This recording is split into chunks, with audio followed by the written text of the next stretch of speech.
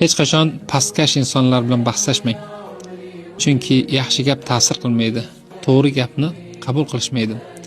So'zlaringizni tushuntirish uchun ularni darajasiga tushishingizga to'g'ri keladi.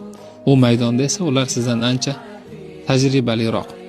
Va hech qachon pastkash insondan yordam olmang. Chunki bir burda non bergan bo'lsa, o'zim boqib katta qilganman deb da'vo qilishadi. Yillar davomida ustozimning bir nasihatiga amal qilib ko'p manfaatlar ko'rdim. Shu bilan bo'lishmoqchiman. Muhammad Ali: hech qachon past ketmang. Arzimas narsalarni deb odamlar bilan tortishmang. Siz birovni ko'nglini og'ritib, haq-nohaq bo'lsangiz va ega chiqqan shu arzimas matohingiz bilan hech qachon buyuk ishlarni qila olmaysiz.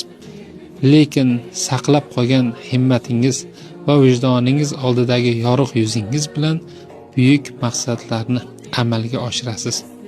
Men o'ylayman, erkak kishiga yarashmaydigan eng yomon sifatlardan biri bu mayda gaplik. Bir gapni yo bir ishni ushlab olib, odamlarni yillar davomida ezish bo'lsa kerak. Axir erkak kishiga mayda gaplik emas, viqor, haybat, oliy himmatlilik yarashadi. Alloh taolo barchamizga shunday bir go'zal taqdirlarni nasib etsin. Rahmat.